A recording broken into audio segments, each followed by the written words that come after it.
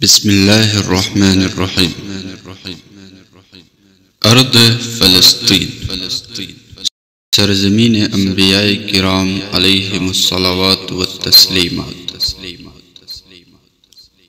تاریخ ارض فلسطین۔ حضرت زکریا علیہ السلام کی عبادت گاہ فلسطین میں ہے۔ جب بنی اسرائیل نے حضرت عیسیٰ علیہ السلام کو قتل کرنا چاہا تو اللہ تعالیٰ نے انہیں ارض فلسطین سے ہی اپنی طرف اٹھایا۔ حضرت ابراہیم علیہ السلام کی جائے ہجرت ارض فلسطین ہے۔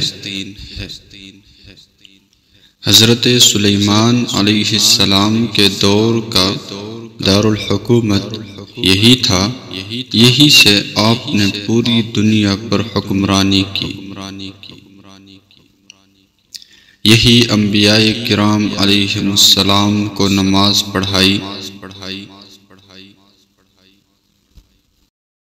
حضرت محمد مصطفیٰ صلی اللہ علیہ وسلم نے یہی ارض فلسطین میں انبیاء کرام علیہم السلام کو نماز پڑھائی۔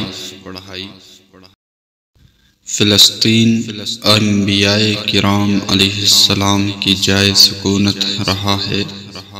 حضرت موسیٰ علیہ السلام نے اسی جگہ کو مقدس سرزمین کہا تھا اور اپنی قوم سے مطالبہ کیا تھا کہ وہ اس مقدس سرزمین میں داخل ہو جائیں، اور اسے مقدس اس لیے کہا تھا کہ وہ شرک سے پاک تھی۔ ارض فلسطین کو دوسری بار سنہ 583 ہجری میں سلطان صلاح الدین ایوبی نے اسے فتح کیا۔ یہ جمعہ کا دن تھا۔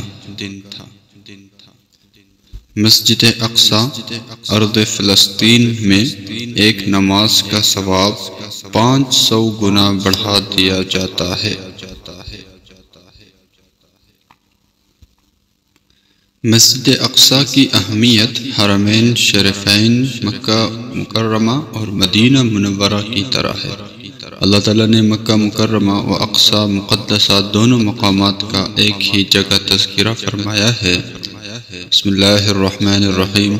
والتین والزیتون وطور سینین وهذا البلد الامین۔ قسم ہے انجیر اور زیتون کی اور صحرائے سینا کے پہاڑوں کے طور کی اور اس امن و امان والے شہر کی۔ حضرت عبداللہ ابن عباس رضی اللہ عنہ روایت کرتے ہیں، فرماتے ہیں کہ تین سے مراد شام کی سرزمین ہے،